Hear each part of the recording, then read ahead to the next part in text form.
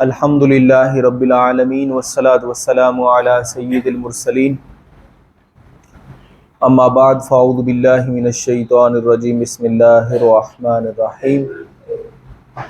احباب ذی وقار، آج کی ہماری گفتگو کا موضوع ہے قرآن مجید کو کیسے سمجھا جائے۔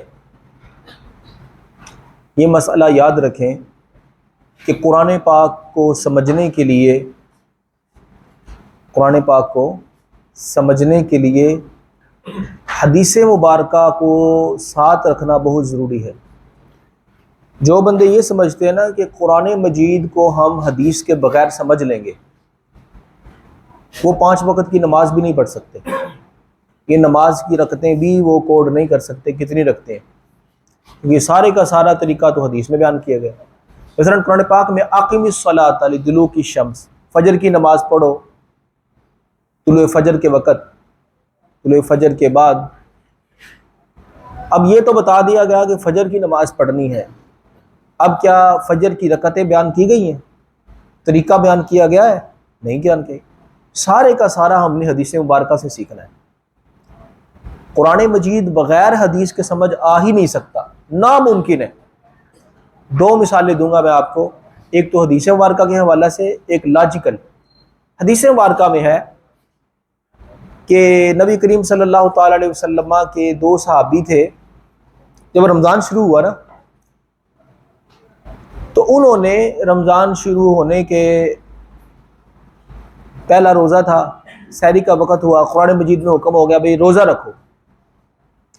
تو قرآن مجید میں یہ آیت مبارکہ ہے حتی یتبین لکم الخیط الابیض من الخیط الاسود من الفجر۔ ترجمہ اس کا کیا ہے؟ ترجمہ یہ ہے کہ تم سحری اس وقت تک کر سکتے ہو حتی یتبین لکم الخیط الابیض، یہاں تک کہ چٹا ڈورا کالے ڈورے سے واضح نہ ہو جائے، یعنی کالا ڈورا ختم ہو جائے، چٹا ڈورا آ جائے، جس کو صبح صادق کہتے ہیں۔ حتی یتبین لکم الخیط الابیض من الخیط الاسود من الفجر۔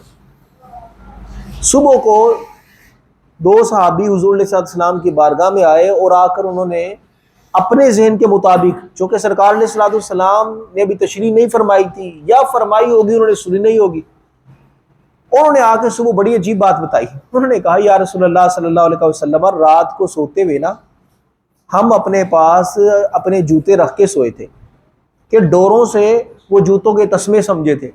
کہنے لگے کہ رات کو ہم نے رکھ لیا، صبح صادق کے وقت دیکھتے رہے کہ یہ جو کالے ڈورے ہیں یہ کب سفید ہوں گے۔ نبی علیہ السلام مسکرائے، مایا یہ تمہاری جوتیوں کے ڈورے مراد نہیں، آسمان کے ڈورے مراد ہیں۔ تو صحابہ کرام علیہم رضوان جو نبی کریم صلی اللہ علیہ وسلم کے ہر پل ساتھ ہیں، وہ بھی حضور کی تشریح کے بغیر قرآن نہیں سمجھ سکتے۔ ہم اور آپ کیسے سمجھیں گے؟ وہ ساری رات ان ڈوروں کو دیکھتے رہے، جوتے سامنے رکھ کے تسمے کو کہ یار یہ کالا ہے، یہ چٹا کب ہوگا۔ سرکار نے فرمایا یہ تمہارے جوتوں کے تسمے مراد نہیں، یہ آسمان کے ڈورے مراد ہیں، کہ آسمان پہ کالش کے بعد جب سفیدی آئے گی تب تک تم سحری کر سکتے ہو۔ تو صحابہ کرام علیہ رضوان بھی قرآن پاک کو سمجھنے کے لیے حدیث پاک کے محتاج ہیں۔ آج بندے جو ہے نا وہ کہتے ہیں، مجھے اپنا بندے نے بتائی یہ بات کہ بھئی ہمارے علامہ صاحب جو ہے نا وہ صرف قرآن بیان کرتے ہیں۔ میں نے کہا یہ تو گمراہی ہے، صرف قرآن بیان کرنا اور حدیث کو نہ ٹچ کرنا، یعنی قرآن تو کی تشریح تو تب ہوگی جب حدیث مبارکہ بیان کی جائے گی۔ حدیث مبارکہ تشریح ہے قرآن کی، تشریح کے بغیر آپ قرآن پاک سمجھ ہی نہیں سکتے۔ جس طرح میں نے آپ کو لاجیکل مثال دی، آپ جو ہے نا یہ 5 نمازوں کے اندر جو فرض 20 رکھتے ہیں نا، صرف فرض 20 رکھتے ہیں، قرآن پاک سے نکال کے دکھا دیں، نہیں ہے۔ سارے کا سارا حدیث پاک میں بیان کیا گیا۔ قرآن پاک میں خنزیر کو جو ہے نا وہ بتایا گیا ہے کہ خنزیر کا گوشت حرام ہے، سیری پائے کا تو ذکر نہیں ہے۔ حرمت علیکم المیتۃ والدم ولحم الخنزیر۔ بھئی اللہ تعالیٰ ماتا ہے حرام کیا ہے؟ مردار حرام ہے، خون حرام ہے، اور خنزیر کا گوشت حرام ہے۔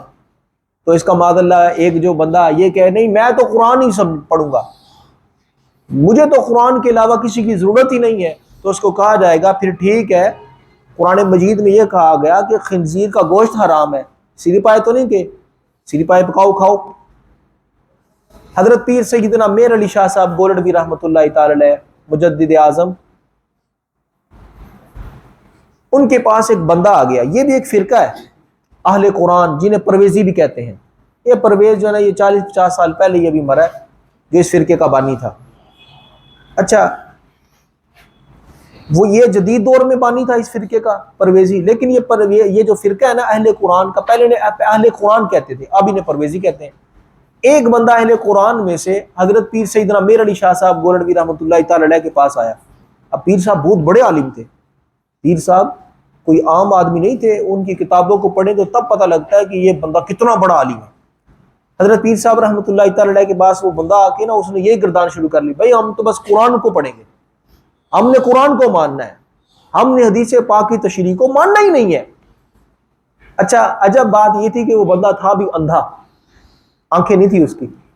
آپ نے فرمایا اچھا مولوی صاحب ایک آیت مبارکہ میں تواڈے سامنے پڑھنا وا، تسی تشریح نہیں کرنی اپنے کولو، نہ حدیث پاک تشریح کرنی نہ اپنے کولو تشریح کرنی، ٹھیک ہے نا؟ تو سیدھا سوارا ہوتا ترجمہ کرو، سیدھا سوارا ہوتا ترجمہ کرو.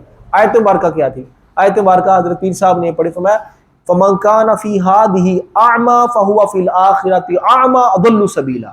میں ترجمہ کروں، وہ ترجمہ ہی نہ کرے، کیونکہ آیت کا جو بظاہر ترجمہ ہے نا وہ یہ ہے جو اس دنیا میں اندھا ہے وہ آخرت میں بھی اندھا ہوگا اور وہ سب سے بڑا گمراہ ہوگا.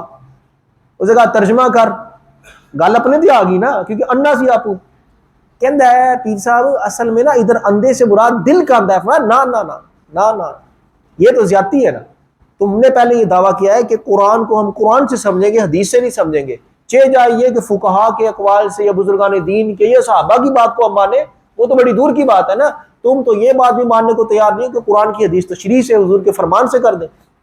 کہنے لگا نہیں پیر صاحب اس کا ترجمہ یہ ہے کہ جو اس دنیا میں دل کا اندھا ہے، مطلب جو کافر ہے وہ آخرت میں بھی کافر اٹھے گا. میں نہیں یہ نہیں، ترجمہ کرو. ترجمہ کیا ہے؟ اب ترجمہ تو یہ بنتا ہے نا جو اس دنیا میں اندھا ہے وہ آخرت میں بھی اندھا ہوگا. وہ پیر اپنا مولوی صاحب یہ بات تو آپ پہ فٹ ہوتی ہے، آپ اس دنیا میں بھی اندھے ہیں آخرت میں بھی اندھے ہوں گے.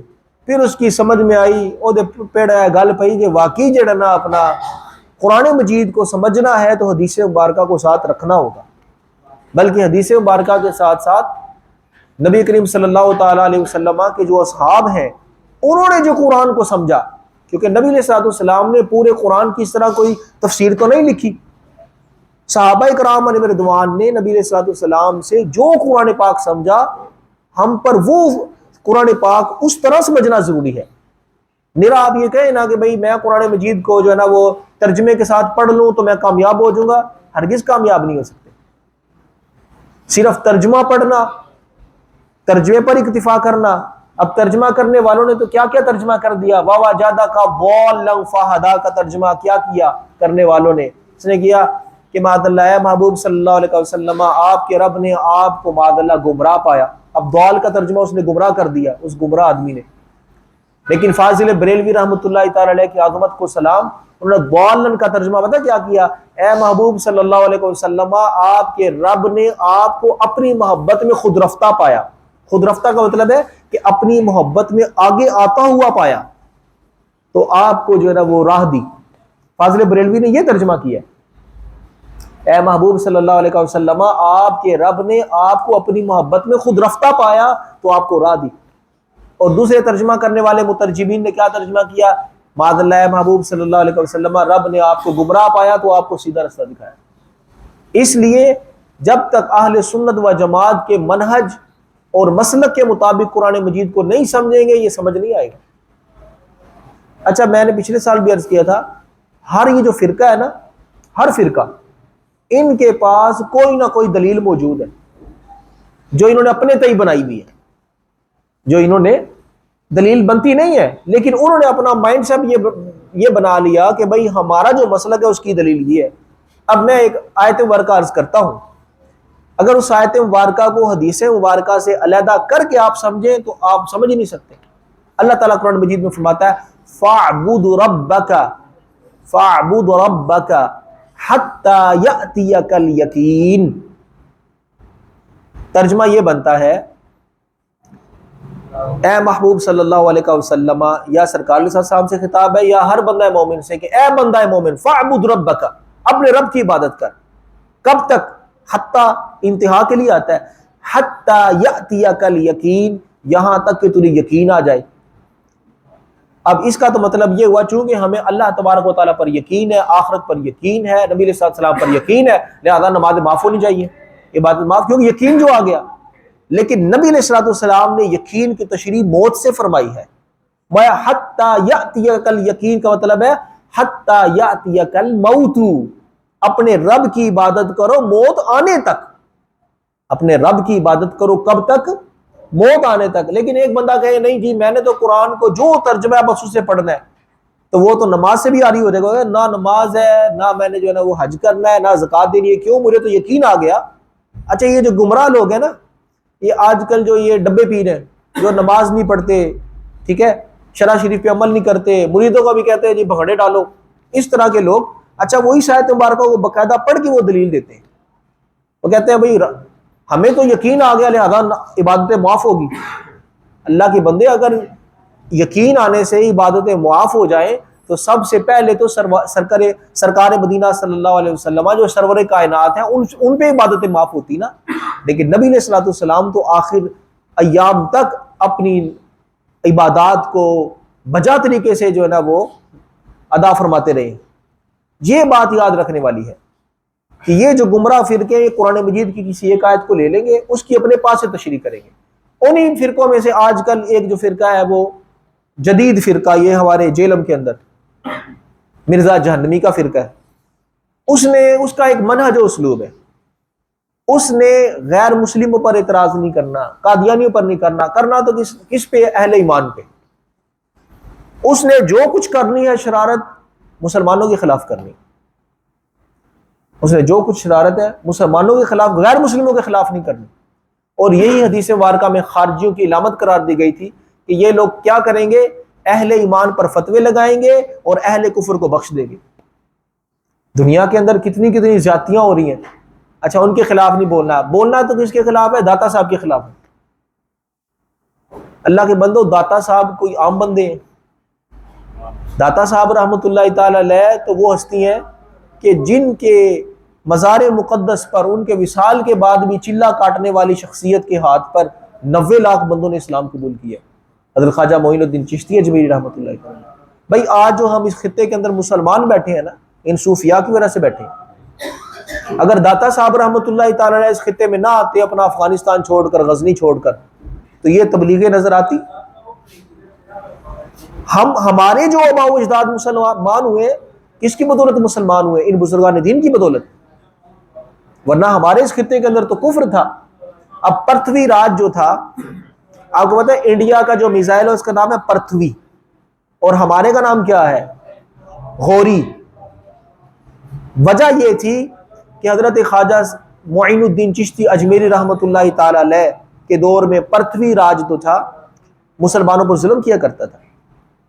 حضرت خواجہ معین الدین چشتی اجمیری رحمۃ اللہ تعالی علیہ نے اس کو فرمایا، سمجھایا، میں انسان بن جو، ورنہ اللہ تعالیٰ ایک شیر کو بھیجے گا افغانستان سے، اس وقت افغانستان کو خراسان کہا جاتا تھا، اللہ تعالیٰ اپنے ایک شیر کو بھیجے گا، وہ تمہیں تباہ کر دے گا۔ پرتھوی راج نے مسلمانوں پر ظلم کو برقرار رکھا، پھر اللہ تعالیٰ نے اپنے شیر حضرت شہاب الدین غوری کو بھیجا، وہ ادھر آئے اور انہوں نے پرتھوی راج کو ختم کر دیا، اور تب سے ادھر اسلام آ گیا،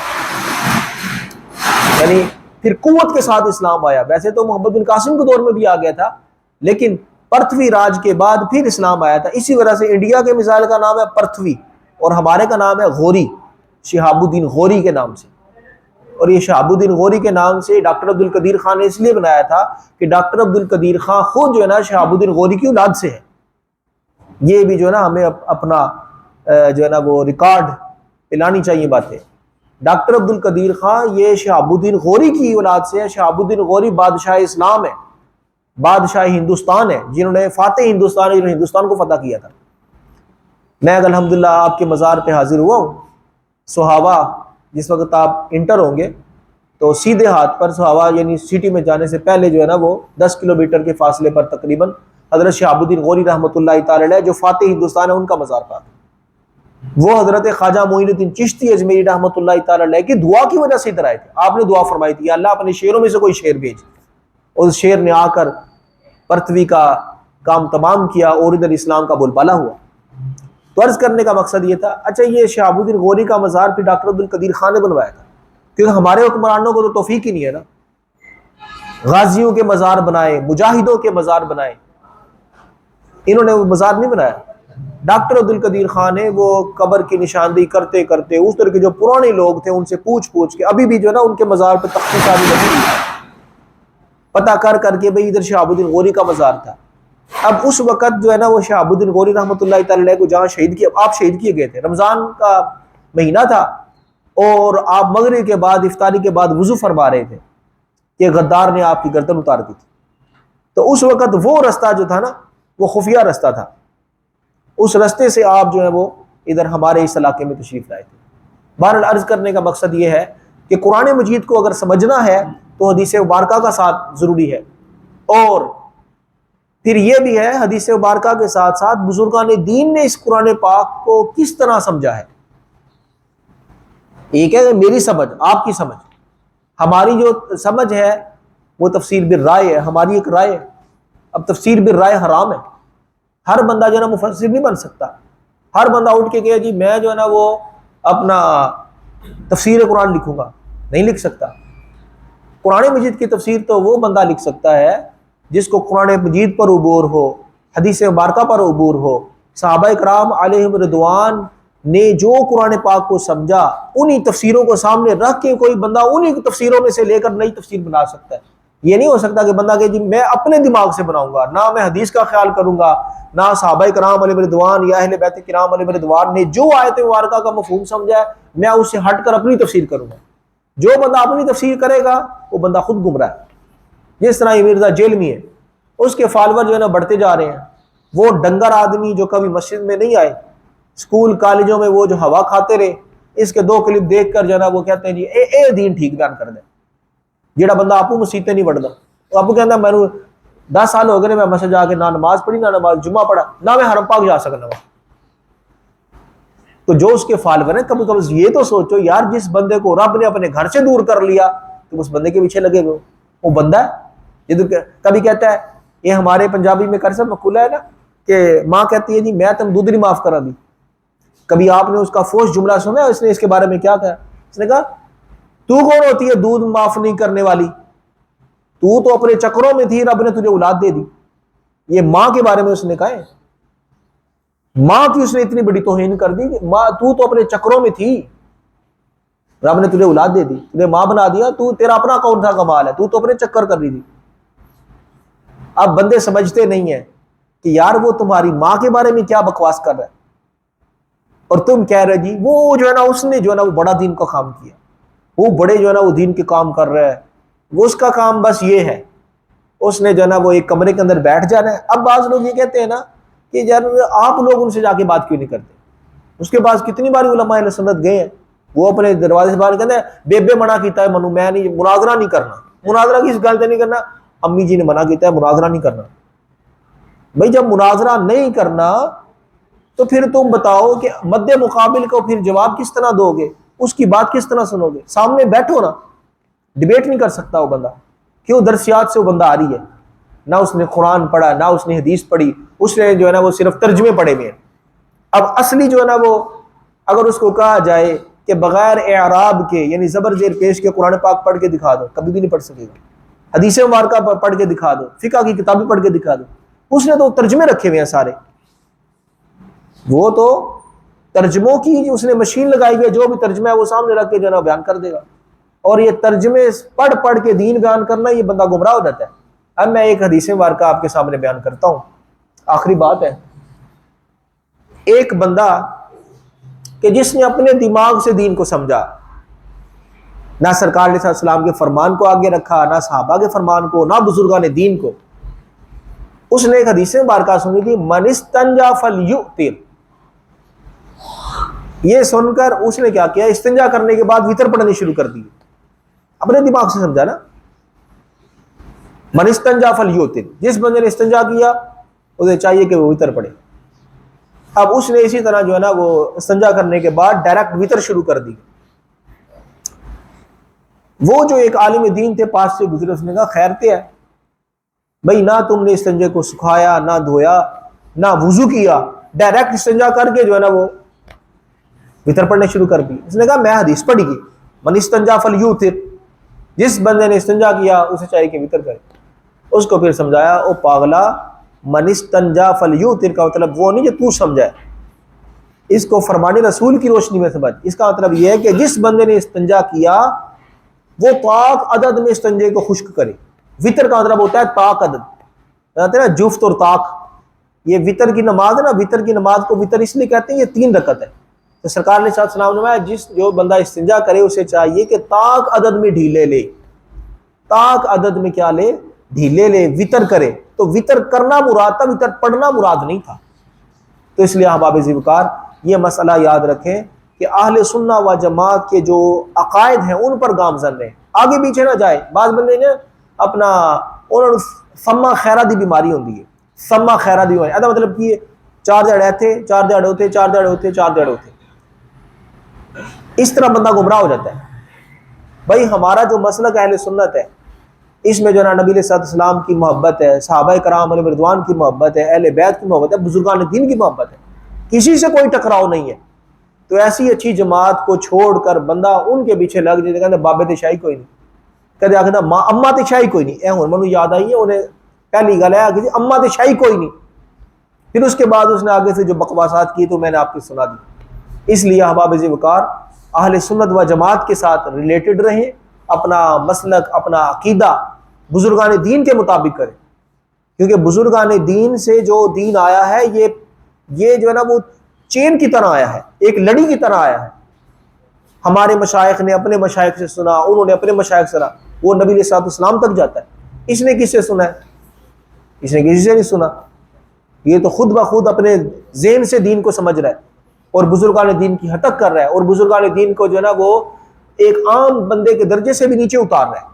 اس لیے احباب ذوالفقار ہمیں چاہیے کہ قرآن کو سمجھنا ہو تو صحیح العقیدہ سنی علماء کے پاس بیٹھ کر پڑھیں، ان سے سمجھیں، پھر یہ آپ کو ہدایت دے گا۔ ورنہ قرآن مجید میں خود یہ ہے یضل بہ کثیرا ویہدی بہ کثیرا، یہی قرآن کتنے بندوں کو گمراہ کر دیتا ہے اور یہی کتنوں کو ہدایت دے دیتا ہے۔ اللہ تعالیٰ کی بارگاہ میں دعا ہے اللہ تبارک و تعالی ہم سب کو عمل کرنے کی توفیق عطا فرمائے، آمین وجاہ نبی